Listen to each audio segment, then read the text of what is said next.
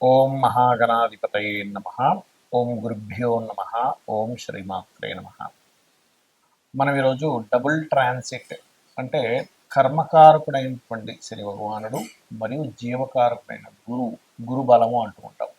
ఆ రెండు గ్రహాలు కనుక ఒక భావం మీద కనుక కాన్సన్ట్రేషన్ చేస్తే, దృష్టి కనుక పడినట్లయితే ఆ భావం ఫలకృతం అవుతుంది.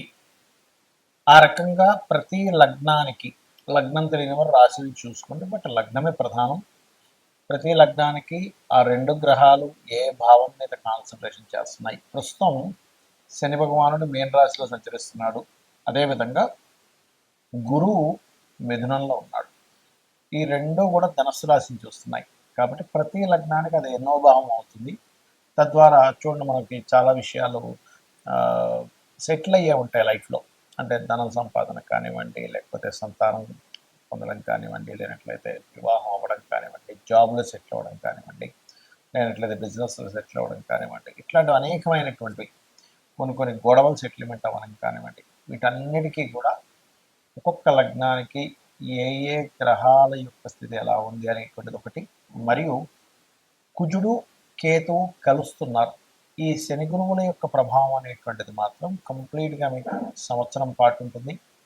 నెక్స్ట్ ఇయర్ మే 2026 మే వరకు. కాకపోతే కుజకేతువుల యొక్క కలయిక 2 నెలల చిల్లర ఉంటుంది.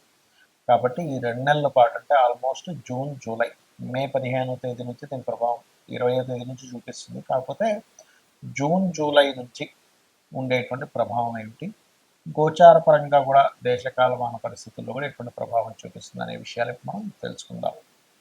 కన్యా లగ్నము, కన్యా రాశి, మీకు డబుల్ ట్రాన్సిట్ అనేటువంటిది చూసుకున్నట్లయితే చతుర్థ భావం మీద ఉంటుంది. చతుర్థ భావము అంటే ఒక ఎడ్యుకేషన్, విద్యార్థులకి విద్యా సంబంధించిన విషయంలో కలుగుతున్న ఆటంకాలు తొలగుతాయి.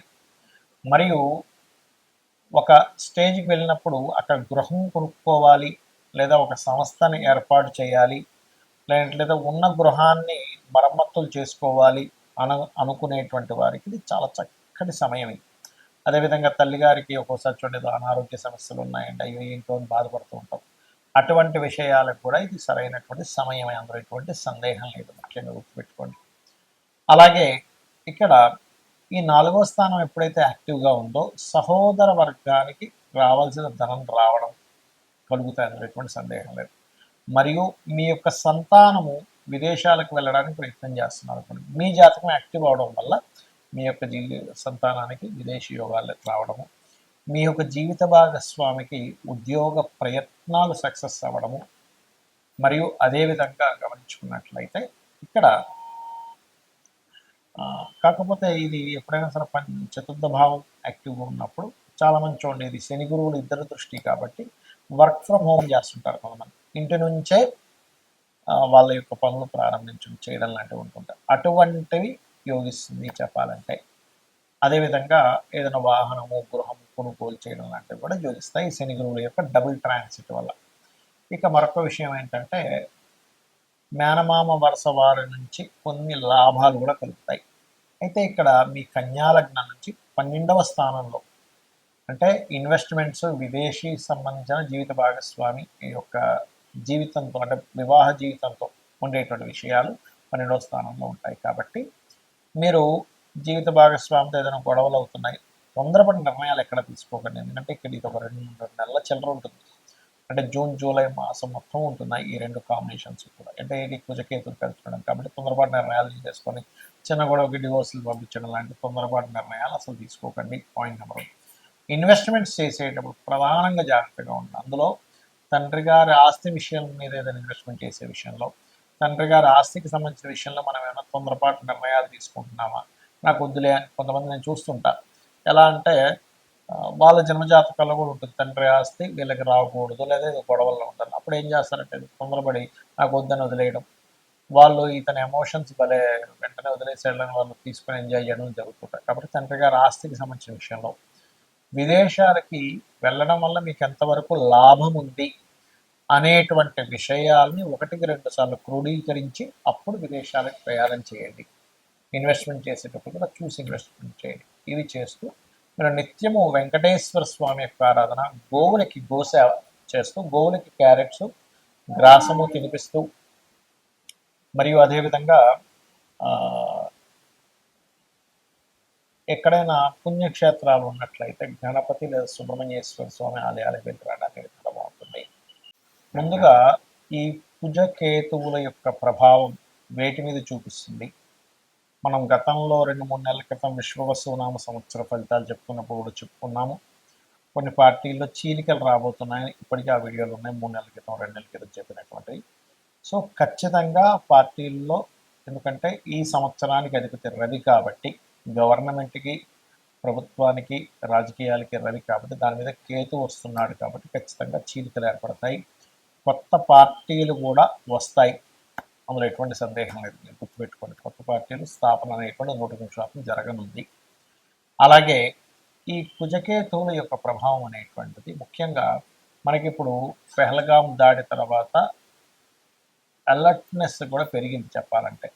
అంటే ఈ తీవ్రవాదుల యొక్క ప్రభావం మొన్నటి వరకు మనకి సరిహద్దుల్లో మనం సర్జికల్ స్ట్రైక్స్ చేయడం ఇట్లాంటివి ఏర్పడితే, ఇప్పుడు ఏంటంటే కొంచెం స్లీపర్ సెల్స్ ద్వారా హైదరాబాదు, వైజాగ్, విజయవాడ అనేకమైన ప్రాంతాల్లో కాస్త జాగ్రత్తగా ఉండాలి. మరియు ఈ కుజకేతువులు సింహరాశిలో సంచరిస్తున్నాడు కాబట్టి, కేతువు ప్రత్యేకంగా మీకు ఈ ఆధ్యాత్మిక కేంద్రాల కారకుడు కాబట్టి, సింహరాశిలో కుజుడు వచ్చాడు కాబట్టి, ప్రధానంగా ఇదేంటంటే ఇక్కడ రాజకీయము, ఆధ్యాత్మిక కేంద్రాలు కాబట్టి కొంతమంది రాజకీయ నాయకులకి అరెస్టులు అవ్వడం, జైలులకు వెళ్ళడం, పిఎం సీఎం లెవెల్లో ఉండేటువంటి వారు ఖచ్చితంగా ఈ సంవత్సరంలో మార్పులు చెందడం, మరియు అదేవిధంగా చూసుకున్నట్లయితే ముఖ్యంగా ప్రజలందరూ కూడా కాస్త ఈ ప్లేసెస్కి వెళ్ళినప్పుడు, ఆధ్యాత్మిక కేంద్రాలు వెళ్ళినప్పుడు కాస్త జాగ్రత్తగా ఉండండి, ముఖ్యంగా మొదటి 3 నెలలు.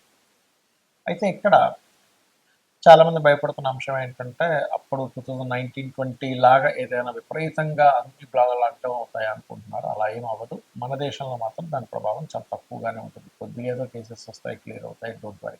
ఇక మరొక విషయం ఏంటంటే, ఈ యొక్క గురుశనుల యొక్క డబుల్ ట్రాన్సిట్ ఏదైతే ఉందో, మీ పర్సనల్ చార్ట్లో కనుక ఇప్పుడు అంటే ఈ గురువు శని కనుక ఒకే భావం మీద చూస్తే ఖచ్చితంగా వాళ్ళకి లైఫ్లో దాని గురించి మంచి ఫలితాలు పొందుతారు, అందులో ఎటువంటి సందేహం లేదు. అంటే లగ్నం మీరు చూశారనుకోండి, వాళ్ళ మెచ్యూరిటీ లెవెల్స్ బ్రహ్మాండంగా పెరుగుతాయి. ధనభావం మీరు చూశారు, మీరు ఖచ్చితంగా అనుకోవచ్చు నేను జీవితంలో మంచి స్టేజ్కి, ధనపరంగా మంచి స్టేజ్కి వెళ్తానని అనుకోవచ్చు, అందులో ఎటువంటి సందేహం లేదు.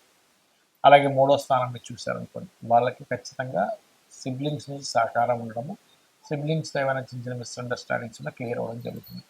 4వ భావాన్ని కనుక ఈ డబుల్ ట్రాన్సిట్ చూసిందనుకోండి, వారికి ఖచ్చితంగా, అంటే డబుల్ ట్రాన్సిట్ అయినా మీ జన్మజాతకంలో అయినా 4వ భావం దృష్టి ఉంటే కనుక అప్పుడు జరిగే ఫలితం ఏమిటి అంటే 100% వాళ్ళ జీవితంలో గృహం కట్టుకుంటారు. కొంతమంది చూడండి, అయ్యో నేను అసలు గృహం కట్టుకోగలనా లేదా అని భయపడుతూ ఉంటారు.